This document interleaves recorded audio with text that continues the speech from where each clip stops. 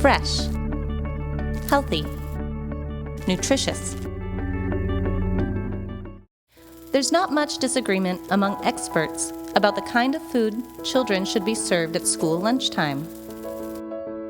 School nutritionists go to conferences, like this one in Tacoma, Washington in 2018, to pick up tips. Again, this is a roly-poly, and sample products. But they have a saying: it's not nutrition until the child eats it. A 2019 performance audit by the Office of the Washington State Auditor asked whether the timing and duration of lunchtime can influence how much of what kinds of foods elementary school-age children eat at lunchtime. We found that Washington schools aren't consistently following leading practices that recommend 20 minutes to eat once they sit down for lunch, or scheduling recess before lunch. Researchers at the Centers for Disease Control and Prevention, the University of Washington, as well as states like California and Montana, have examined these two issues.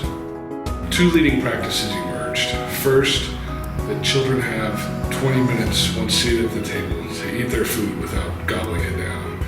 This practice, once learned, can persist into adulthood. Second, schedule the recess break before, not after lunch, to curb the impulse to toss a half-eaten lunch to rush out to play. Advocates say this practice reduces food waste and the likelihood of stomach upsets, and brings children back to the classroom calm, fed, and ready to learn. However, when auditors asked school principals across the state whether or not they follow either of these leading practices, the results were mixed. Some principals thought that they gave their students enough time to eat lunch, around 20 minutes. However, our stopwatches said otherwise. For example, the walk to the lunchroom, the waiting in line, reduced some observed seat time to as little as 7 or 8 minutes. Most of the children that we saw had less than 20 minutes to eat their lunch.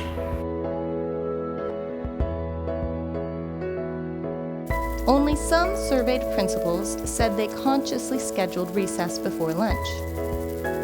Otherwise, it was a consequence of scheduling other activities and not intentional.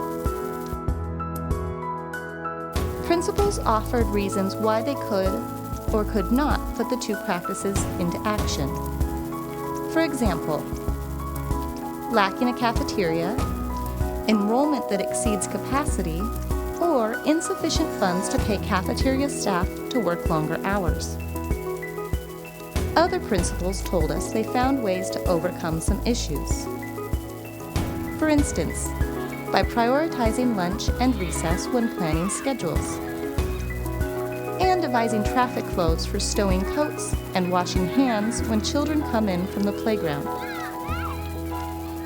The performance audit made recommendations to the Legislature and to the Office of the Superintendent of Public Instruction, and issued guidance to all Washington schools.